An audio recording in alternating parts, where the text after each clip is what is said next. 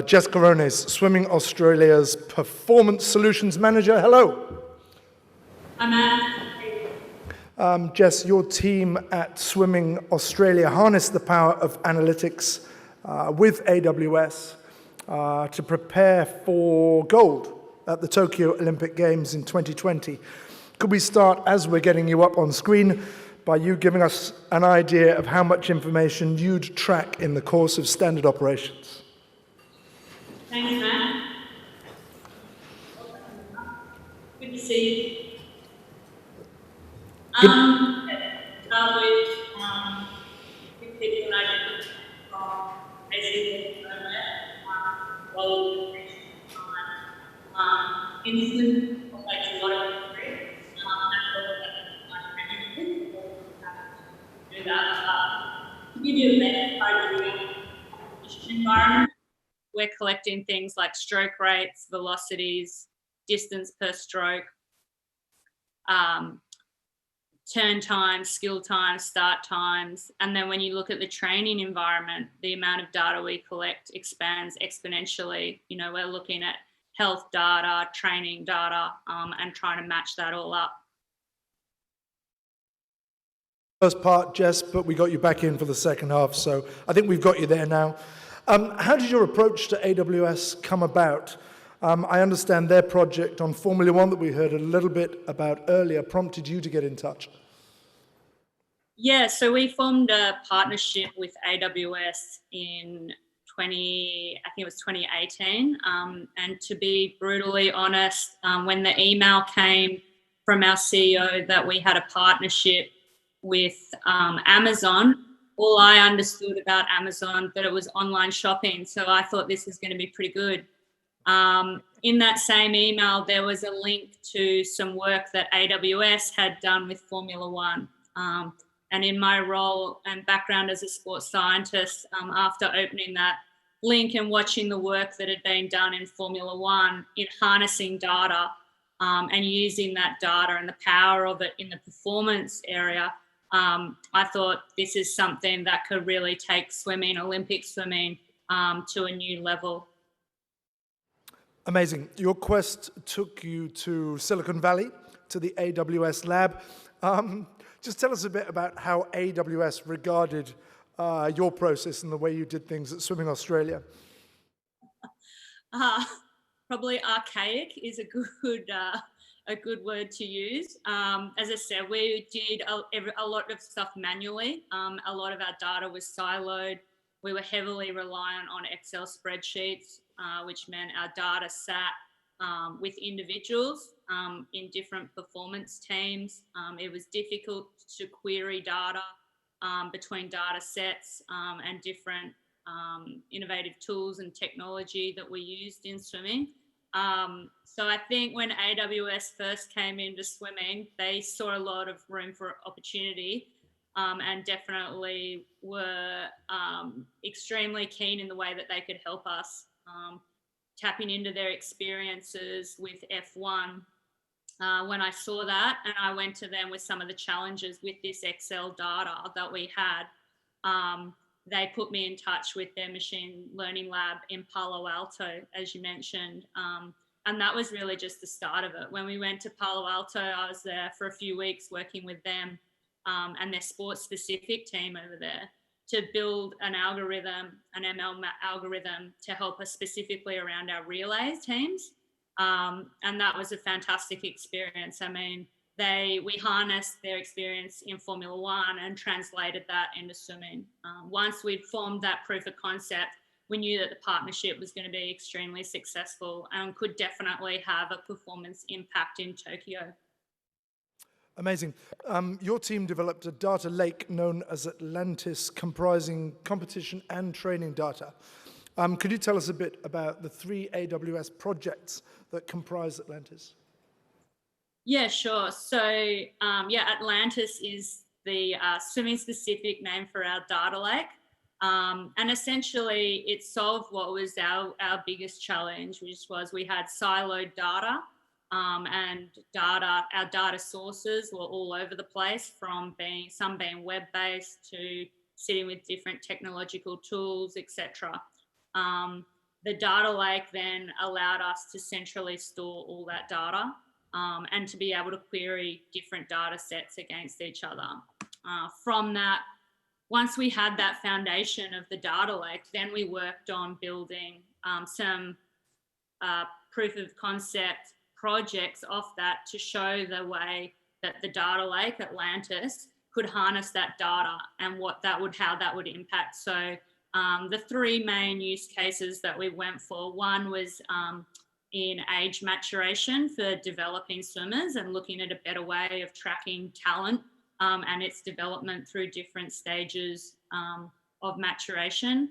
The second one was one around performance benchmarking, and that was harnessing all the competition results and data that was on different websites all around the world and trying to track people's performances. So we knew internationally where we stood from a competitive standpoint so that we could be really well prepared for what we were going to face in Tokyo.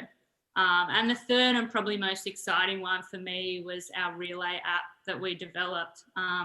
And again, this harnessed that international data, but also then integrated that with our race analysis software that we had custom built, which utilizes ML and AI to analyze competition data.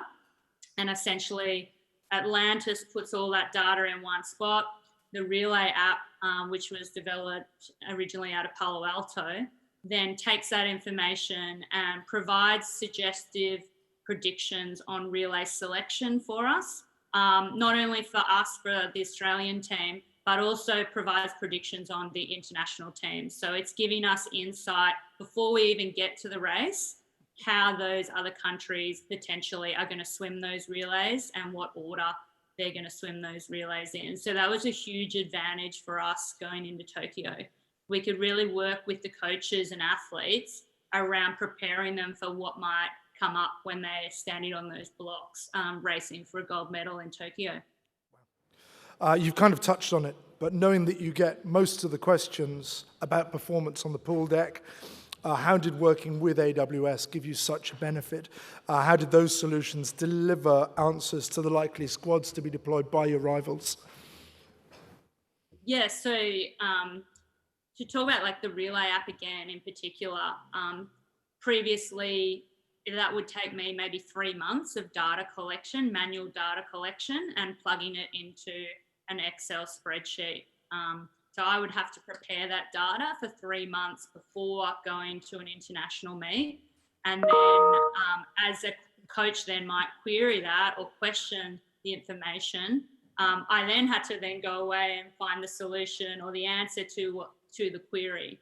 Now, that could take weeks potentially. I would say generally 24 hours at best. Now, with being able to utilize the app, I'm able to answer those questions immediately for a coach.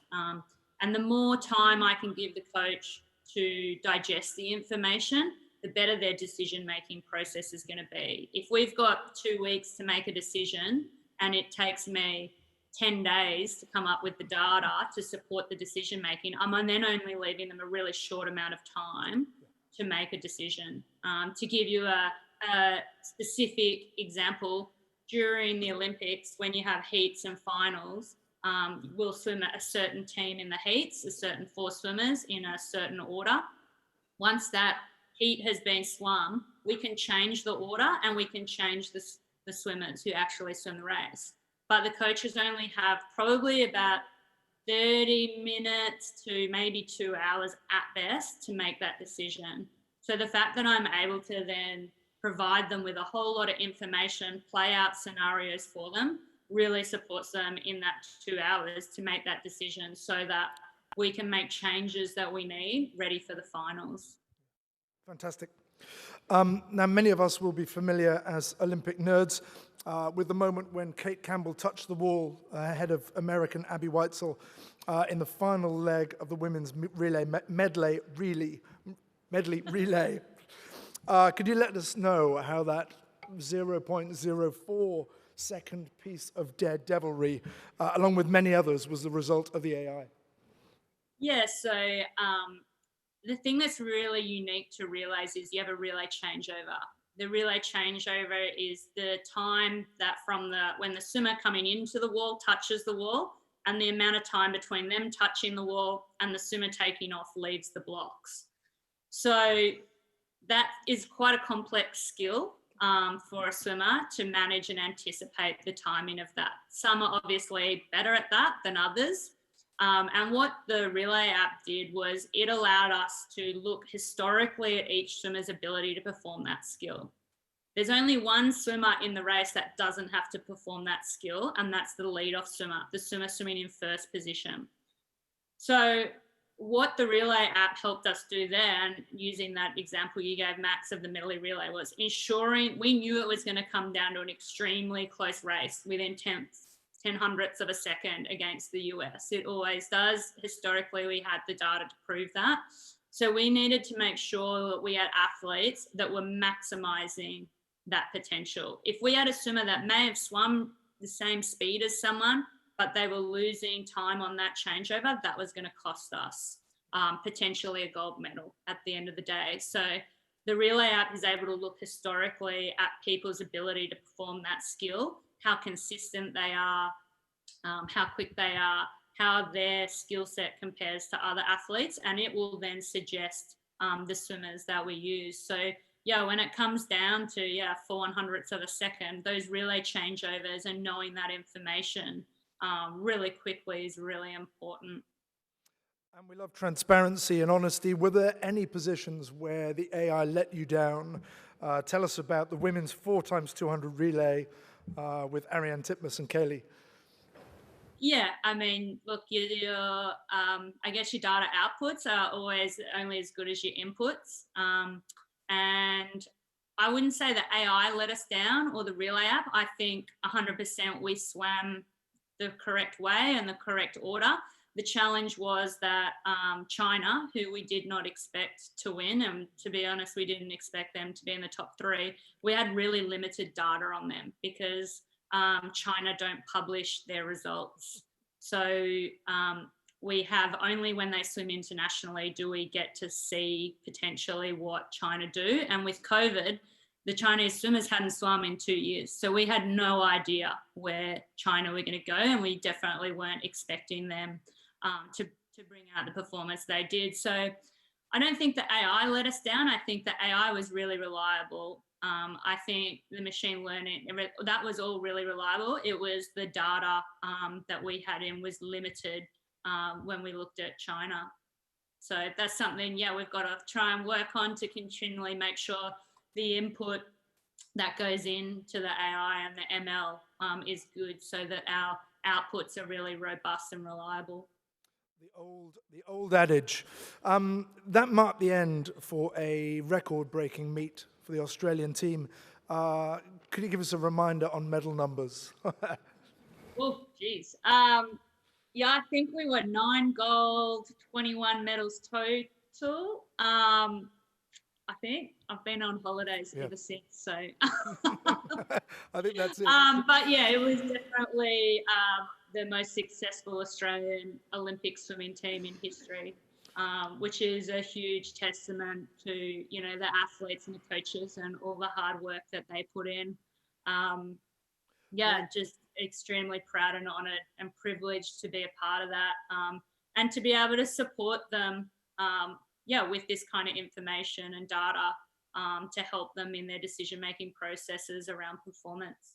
There is a round of applause generating in the room, Jess, I promise you.